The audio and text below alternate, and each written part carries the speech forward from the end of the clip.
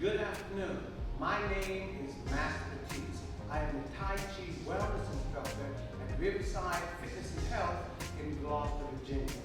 And today we're going to talk about arthritis in the hip and what can be done to help soothe the pain. But first, what is arthritis? Arthritis is caused when there is damage to the cartilage. The cartilage is like a piece of sponge that rests between the two bones. And because of excessive wear and tear or excessive weight, then the cartilage begins to thin and wear out. So much so that over a period of time, you actually have bone rubbing against bone and causing mild chips. That is what's causing the pain of arthritis. Now, there's a spoiler alert. Nothing can repair that. There is something that you can get over the counter called glucosamine sulfate. That can prolong the health of the cartilage by making it a little thicker. But once you actually start the damage, it is progressive and it continues to get worse ever so slowly until after a period of time it wears out to the point where you've got bone meeting bone. Okay, so what can be done? What can be done is stretching exercises, and then you can use Tai Chi to soothe the area because of increased blood flow around the damaged tissue. And so I'm going to show you some Tai Chi stretches, and then I'll show you some of the exercises that can use to stimulate blood in the area and soothe the pain. We're going to start by laying down. So I recommend that you get a mat or a blanket or something you're comfortable with laying on. I'm going to use a chair, and depending on your balance or lack thereof, I'm going to recommend that you do the same thing to go down. Hold on to the chair. I'm simply going to go down to the mat. Now, the first exercise is to expand the joints of the inner hips. So what I'm going to do, I'm going to lay on my back, and I'm going to pull my heels as close as I can to my bottom, touch the soles of my feet together, and let my knees dangle out. Now what that's doing is that's expanding the joint in the hip. Now I'm going to lay here. If I were doing the exercise one morning, I'd lay here for about maybe 30 seconds or so. Again, I'm going to totally relax and let gravity stretch that inner hip area out. Okay, the next exercise I'm going to do, my feet are going to be flat on the floor, so I'll have the soles of my feet on the floor. Then I'm going to take one leg, put it over the other side of the bent knee, and then I'm going to pull downward. And what that'll do is stretch out the outer hip area. And again, if I were doing the exercise in the morning, I would do it, hold it for about 30 seconds or so. And then finally, I'm going to get the back of the leg simply by interlocking my fingers behind my hamstring and pulling my knee to my chest, stretching the hip area. Okay, so now I'm going to turn to the camera so that you can get a kind of a forward view of it. Again, I'm going to be lying down. I'm going to pull my heels as close as I can to the bottom of me. Lying flat on my back and let my knees just dangle out. This will allow the joints to get maximum flexibility and stretch. Holding it for about 30 seconds or so. The longer you hold it, the better. So if you've got time, I'd minute or more. Then I'm going to put the soles of my feet on the floor. I'm going to take one leg, put it across the other leg, and pull downward so that the hip is being stretched out. I'm then going to interlock my fingers and then gently pull to stretch out the rear of that hip area. Okay, now, if you notice, I'm consciously trying to stretch the inside, the outside, and the back of the hip, the joint area, okay? So I'm stretching the inside, the outside, and the back, the joint area. Now I'm going to attempt to get the front of the hip joint. That's called a flexor. So I'm simply going to roll to my knees. I'm going to sit back, and I'm going to put one leg forward. Doesn't really matter which one.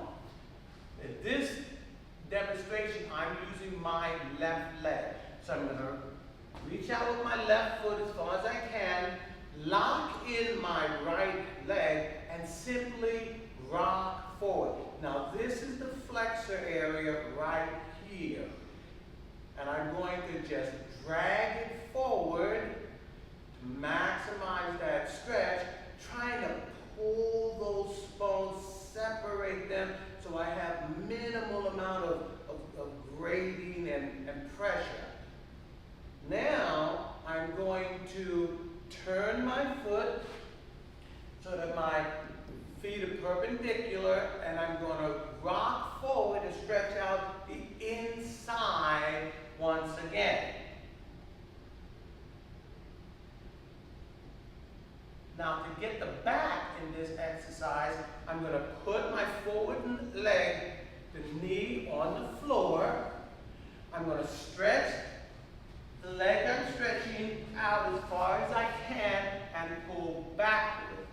So, the leg is bent and I'm pulling back, stretching out the hip flexor. Okay? And let's do it on the other side. So what I'm going to do is simply change sides. I'm going to sit back, get comfortable, lock my left knee into the floor, reach out as far as I can with my right, and then drag the knee forward, stretching out the hip flexor area. I'm going to hold it for a minimum of 30 seconds. If I have the time, I'm going to go for as long as I can, because the longer you hold it, the muscle memory engages and it's more inclined to stay separated. Then I'm going to turn my foot so that my legs are perpendicular now, and I'm going to again rock forward. So I'm going to rock forward and stretch out the inner hip muscle. Okay, now I'm going to put my support leg on the floor, the knee on the floor, stretch that leg out, turn the toes up, and just stretch out and hit the back of the flexor. Okay, now, as I stand, I'm now going to use some of the stances in Tai Chi. So the first stance is called a horseback riding stance. And I'm going to separate my feet, bend my knees as if I'm riding a horse, and I'm going to simply put all of my weight on my left leg, which is going to stretch the inner hip thigh area out. Go back to the horse stance. I'm going to straighten out my other leg and just drag that hip area inside of the hip, forward. Now I'm going to do something called a front stance. And to do that, I'm going to turn. Now my left leg is forward, and my right leg is behind me, and my hip flexor is exposed, and I'm simply going to bend my left leg and stretch out that hip flexor area. Okay, now I can modify the exercise by turning the toes out and get the inside again. Okay, so if I allow my toes to turn with me and both of the toes on my feet are going in the same direction, I will get the front hip flexor area. If I then turn my back toe out, I'm turning it away from me, I then roll to the inside hip flexor area. Okay, and then with a simple shift, I change side. So now my right leg is bent, my right toes are going forward along with my body, so are my left toes. So now, by bending the knee, I stretch out that hip flexor. After I'm done, I'm going to turn the toes on my back foot away from me. That's going to expose the inner part of my leg. That's an adductor muscle. And rock forward, stretching the inside. Okay, now I'm ready to strengthen the leg. To do that, holding onto a chair or wall, I'm simply going to keep my knee straight and lift the leg forward. Now what that does is it isolates the muscle in the hip flexor area and begins to strengthen it. And that will give the hips support.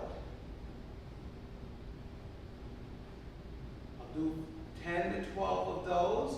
Then I'm going to go toward my outer side.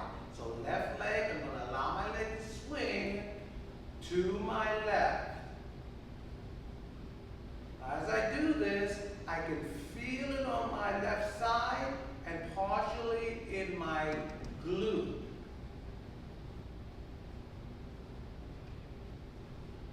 Okay, that'll again, it'll strengthen the muscle and help give that area more support. Now finally, I'm going to do the same thing backward, keep the leg straight, and just kick backwards, keep my upper body straight. About 12 times. Okay, now I'm going to turn so that you can get a good picture of this. Holding on to the chair, keeping my legs straight, I'm simply going to lift about 12 times to strengthen the muscle that support the hip flexor. Nice and slow. Now, toward my left, keeping the legs straight.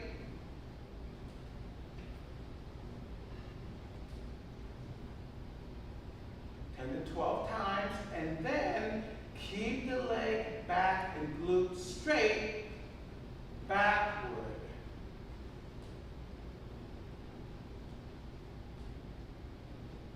Again, 10 to 12 times. Now that was a strengthening exercise. Now, in order to soothe the pain, try to get rid of some of that pain, I'm going to try to force blood into that area. So, I'm going to use the circular kick. Now, with the circular kick, I'm going to flex my ankle straight, kick forward, and allow the leg to swing out. Then I'm just going to bring it back. I'm going to do that 10 to 12 times. Flex kicking out. Getting the blood flushed down into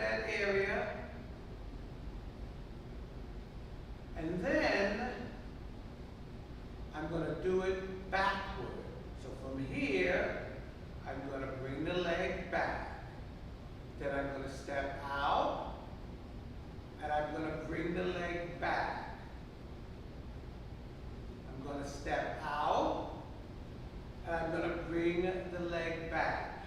Then I'm now finally going to combine the movements. So finally, I'm going to combine the movements. First, I'm going to flex kick out. Then I'm going to bring the leg back. Flex kick out. Bring the leg back. Okay? Now finally, I'm going to do hip rotations.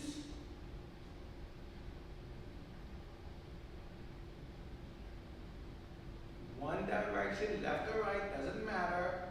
And then I'm going to go in the other direction.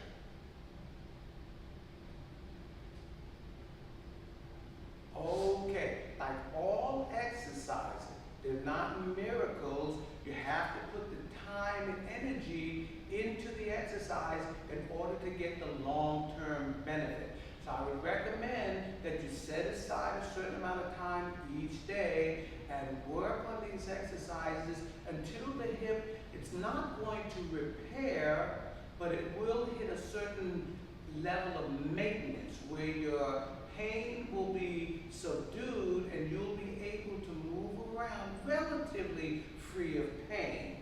And then with consistency, you'll keep that pain down to a manageable level. I hope that you found this video helpful, and that if you did, don't forget to hit the like and subscribe button, and I'll see you next video.